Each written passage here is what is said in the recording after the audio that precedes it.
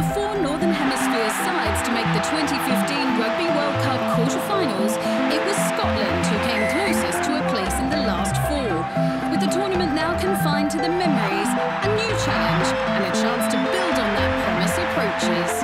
The next big step for us is Six Nations and realising that while we had a positive experience in the World Cup, then it can all go terribly wrong. It's behind us, and all our focus is what's happening in February, March. So, and you can put that down to a learning experience if you go well in Six Nations. If you don't, then you realise that, well, we've still got a problem with consistency and not learn too much.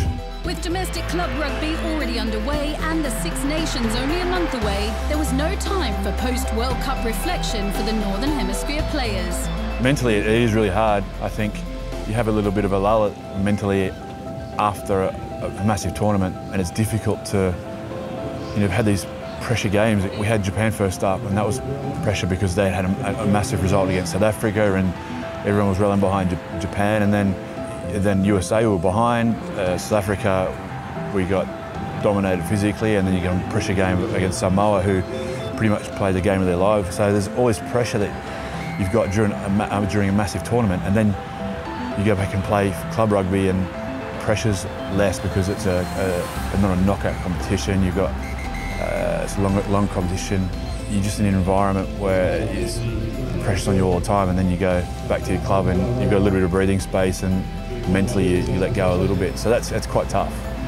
Physically it's tough as well, but you can manage that, I think, with the amount you train and how you look after yourself. But yeah, it is mentally hard to get back into club rugby.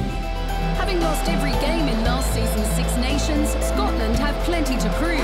First up for them this time around, a fixture against their oldest rivals, a side who enjoyed a less successful World Cup campaign. It's going to be a big game for both teams because of pressure for different reasons, and obviously we've got England at home straight up, and then if things don't go the way we want to, then we've got to go away to Wales, and that's it's extremely important to get that first win. And ever since we've had the debrief for the World Cup, that's all we've been talking about is the Six Nations.